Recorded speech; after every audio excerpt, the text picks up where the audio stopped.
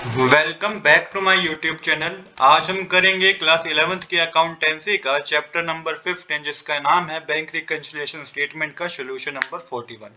Question number 41 बच्चों मैंने already note कर रखा है। क्वेश्चन नंबर 41 में बैंक रिकंसिलिएशन स्टेटमेंट बनाना है आपको दिसंबर मंथ का। यहाँ पे देखिए आपको क्वेश्चन में बता रखा है सबसे पहले बैंक ओवरड्राफ्ट एज पर पासबुक 22,000 रुपीज। ये आपको डेबिट बैलेंस गिवन है पासबुक का डेबिट बैलेंस गिवन है, तो ये आपका स्टार्टिंग पॉइंट है। इसको आप सब्ट्रैक्ट के कॉलम में मेंशन करेंगे।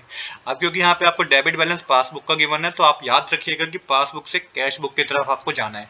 पासबुक से कैश बुक की तरफ आपको लेकर चलना है। आप चेक देखिए, वन बाय वन ट्रांजैक्शन को पिक करेंगे हम और अपने अपने बैंक रिकंसिलिएशन स्टेटमेंट को समझेंगे कि वो ऐड के कॉलम में जाएगा कि सब्ट्रैक्ट के कॉलम में जाएगा। तो सबसे पहले यही ट्रांजैक्शन है हमारी, ट्रांजैक्शन नंबर सेकंड, क्योंकि ट्रांजैक्शन नंबर 1 मैं आपको बता चुका हूं कि वो सब्ट्रैक्ट के कॉलम में मेंशन करना है आपको। On 28 December cheque had been issued for 50,000 of which cheque worth ₹6,000 only had been in cash up to 31 December. तो देखिए चेक इशू किया था 50,000 रुपीज का, जिसमें से 6,000 का ही चेक जो है बैंक में क्या हुआ है, डेबिट हुआ है। अब देखिए हमने चेक इशू किया 50,000 रुपीज का, तो हमने क्या किया होगा, कैश बुक में हमने क्या होगा, 50,000 का चेक इशू किया तो क्रेडिट साइड 50,000 रुपीज से हमने कैश बुक को कम कर दिया होगा। बट बैंक में तो बच्चों 6,000 का अमाउंट डेबिट हुआ है, मतलब कि 44,000 का अमाउंट अभी डेबिट नहीं हुआ बैंक में, जिस रीजन से पासबुक का बैलेंस ज्यादा शो करेगा, कैश बुक का बैलेंस कम शो करेगा। क्वेश्चन के स्टार्टिंग में मैंने बताया था पासबुक से कैश बुक की तरफ जाना है, तो 44,000 को आपको सब्ट्रैक्ट के कॉलम में मेंशन करना होगा। तो आई होप कि यहाँ पे आपको कोई डाउट नहीं होगा कि सेकंड ट्रांजैक्शन को हम क्यों सब्ट्रैक्ट के कॉलम में मेंशन करेंगे। इसके बाद नेक्स्ट ट्रांजैक्शन है बच्चों, cheque amounted to ₹4,500 had been paid into bank for collection, but out of this only ₹1,000 had been credit in the passbook. अब हमने चेक डिपॉजिट कराया बैंक में। जब चेक बैंक में डिपॉजिट कराया तो कैश बुक में तो हमने बच्चों उसी समय मेंशन कर दिया था कि डेबिट साइड हमने मेंशन कर दिया था 4,500 रुपीज, डेबिट साइड हमने मेंशन कर दिए। अब देखिए जब हमने चेक अमाउंट 4,500 का बैंक में जमा कराया, यहाँ पे मैंने ये मेंशन किया, you deposit 4,500 to bank the increase your cash book bank column balance. तो ये हमारा कैश बुक का बैंक का बैलेंस क्या हो गया, एक तरीके से इंक्रीज हो गया। बट पासबुक में तो बच्चों 1,000 रुपए क्रेडिट हुआ है, 3,500 रुपीज अभी बैंक में रिफ्लेक्ट ही नहीं कर रहे हैं। अब यहाँ पे क्या हुआ कि कैश बुक का बैलेंस ज्यादा शो करेगा, पासबुक का बैलेंस कम शो करेगा। पासबुक के बैलेंस को कैश बुक तक ले जाना है तो 3,500 को आपको ऐड करना होगा बच्चों बैंक रिकंसिलिएशन स्टेटमेंट में। तो थर्ड ट्रांजैक्शन में 3,500 रुपीज हम ऐड करेंगे। इसके बाद है fourth transaction, the bank has charge ₹1,500 as interest on overdraft and the intimation of which has not been received as yet. तो 1,500 रुपीज जो है वो इंटरेस्ट चार्ज किया बैंक ने। तो ये क्या करा बैंक ने कि पासबुक में तो डेबिट कर दिया उसने 1,500 रुपीज, पर कैश बुक में तो हमें कुछ पता ही नहीं चला, जिस रीजन से कैश बुक का बैलेंस जो था बच्चों वो ज्यादा शो कर रहा था, पासबुक का बैलेंस बच्चों कम शो कर रहा था। तो पासबुक से कैश बुक तक जाना है तो 1,500 को बच्चों हम ऐड करेंगे बैंक रिकंसिलिएशन स्टेटमेंट में।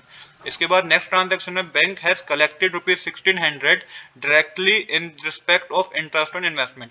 तो बैंक ने 1,600 रुपीज कलेक्ट किया है as a interest on investment पे इंटरेस्ट आया है 1,600 रुपीज का। तो बैंक ने डायरेक्टली कलेक्ट किया, तो बैंक ने क्या किया होगा, 1,600 रुपीज को क्रेडिट कर दिया होगा। बट हमारे पास तो ऐसे कोई अभी कब खबर नहीं थी कि ये बैंक ने 1,600 रुपीज क्रेडिट किया, तो कैश बुक में हमने कुछ किया नहीं। इम्पैक्ट इसका ये हुआ कि पासबुक का बैलेंस ज्यादा शो करेगा, कैश बुक का बैलेंस कम शो करेगा। अब हमें पासबुक को कैश बुक तक लेके जाना है तो 1,600 रुपीज को हमें सब्ट्रैक्ट के कॉलम में दिखाना होगा। इसके बाद नेक्स्ट ट्रांजैक्शन है जो बच्चे वो है, cheque of ₹1,200 has been debited in the bank column of cash book but it was not sent to bank at all. तो चेक था 1,200 रुपीज का जिसको हमने कैश बुक में डेबिट साइड शो कर दिया, बट हमने उसको बैंक में कभी जमा कराया नहीं। कैश बुक में तो हमने उसको इंक्रीज कर दिया, कैश बुक में जमा कर दिया, बट बैंक में जमा कराया नहीं। इम्पैक्ट क्या हुआ बच्चों, इम्पैक्ट इसका ये हुआ कि कैश बुक का बैलेंस ज्यादा शो करेगा, पासबुक में कभी हमने शो ही नहीं करा तो क्रेडिट बैलेंस वहां पे कभी इंक्रीज ही नहीं हुआ, पासबुक का बैलेंस कम शो करेगा। तो अब जो 1,200 रुपीज है पासबुक से कैश बुक की तरफ जाएंगे तो 1,200 रुपीज को आप ऐड करेंगे, क्योंकि मैंने बताया पासबुक से यहाँ पे कैश बुक की तरफ आपको जाना है तो 1,200 रुपीज को आपको ऐड करना होगा। इसके बाद नेक्स्ट ट्रांजैक्शन नहीं, नेक्स्ट ट्रांजैक्शन ये समझ लास्ट ट्रांजैक्शन थी। अब के बाद जो हम करेंगे वो बैंक रिकंसिलिएशन स्टेटमेंट बनाएंगे। तो ये बैंक रिकंसिलिएशन स्टेटमेंट मैंने ऑलरेडी बना रखी है। यहाँ पे डेबिट बैलेंस आपको एक तरीके से गिवन है पासबुक का जो कि 22,000 रुपीज है, वो सब्ट्रैक्ट के कॉलम में आप मेंशन करेंगे।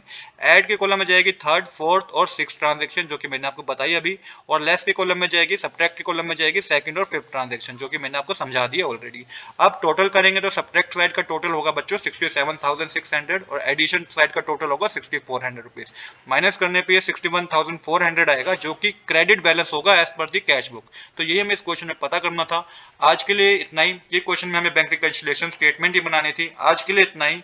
I hope you like this video. If you like this video, please do subscribe this channel. Thanks for watching.